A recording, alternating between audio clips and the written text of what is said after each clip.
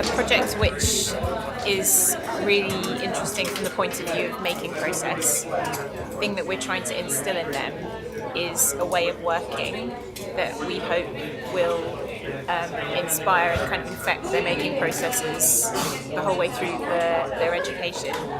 It's quite nice actually working with the makers because often in reality like the nicest things come from kind of this kind of conversation between someone who really knows their material and you who's trying to do something very different with it, and actually together something quite interesting comes out of it. Well, initially it all starts with a site analysis. It means they can go into the site at first, taking pictures, drawing, really trying to capture the essence, the energy on site. And then from that, gathering around the table with all the classmates, of course, and discuss many solutions.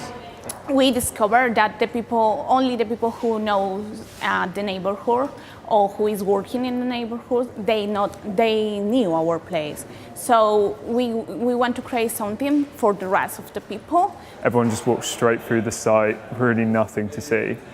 But what we noticed the more time we spent in the area, there were specific qualities about the area that if you spent time there, you noticed actually that's a really nice view of the Gherkin, hidden between the buildings, or that tower from this angle looks really good.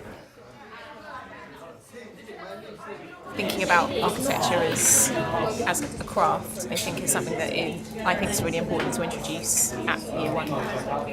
It's interesting because even though furniture is kind of a small scale in terms of building and architecture in general, it's got the same concerns that you'd have even if you scaled it up and you were thinking of a full development. Even though it's furniture, it's got the same themes that kind of you need to concentrate on and think about.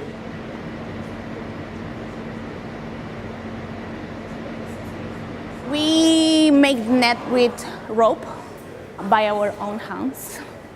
Each bar, each knot is doing by our own hands.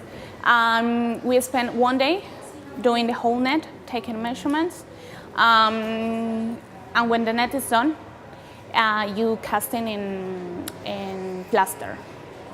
So for us, our workshop was laminating and finishing, which nobody had used before. So it was kind of cool being shown these techniques of how to flop and how to powder resin, and they're really simple. It's a case of two positive and negative charge, and one charging and then just hitting together and then putting it in the oven and it cooks, and you get this really cool powdered effect that we have on the frame, and then you've got the flocking on the outside piece.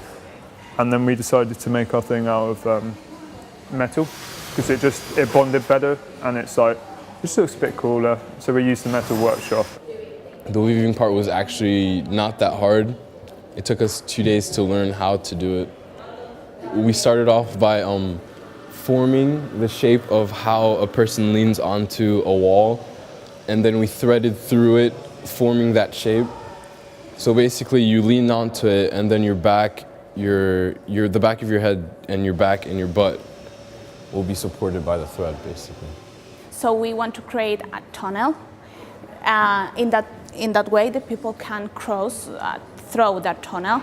We want to create a playground for adults. This is only the first part of the tunnel. The whole tunnel is going to be different steps for dance tango, and you can dance tango using the tunnel.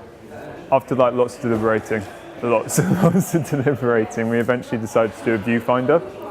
And then we used the angles of the sites that we wanted to do and the elevations and depressions to create the specific views. And we were it's really nice, just to get people to stop in the middle of the site for a bit, just to get an idea of actually what's around them and what London as a whole, certain areas do have their beauties, even though they can appear like a bit of a dump from the outside. We came up with that idea of creating a sort of frame with upholstery patches that would be stuck onto the wall on the streets, to relay to the many bricks and texture and the layering that was associated with what you had there. Right now we're finalizing our design. We just need to finish up on the stitching and then get everything ready for the wall, finishing up the few pieces, and that's it.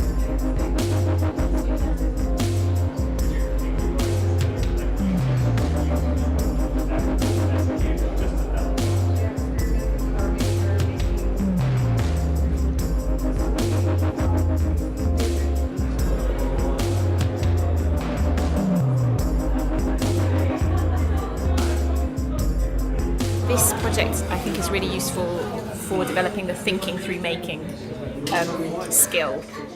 So being comfortable with making things, drawing things where you don't necessarily know what the final outcome is going to be, which I think is a really invaluable skill for architecture education and profession, but also working in a group. When you do the group projects, is you learn everyone's like skills, strengths and their weaknesses as well, so you can be like, oh, hang on, I'm not good at that, I'll ask them about that, and then if they need help with this. So you've like kind of build that little support for one another, get to know one another a bit better. You obviously have your little arguments here and there, but it clears things up. You learn a new way to work with different materials. That is quite important in architecture. With materials, kind of you can play with them and test and invent new ways of using them by understanding them. For me, an architect is somebody who knows that to be flexible, to adapt to any situations, any site, any environment. The relationship between the many subjects is not just architecture, installation, it's art, it's anything around. We design for the people, so we need to be open to learning new skills on a regular basis.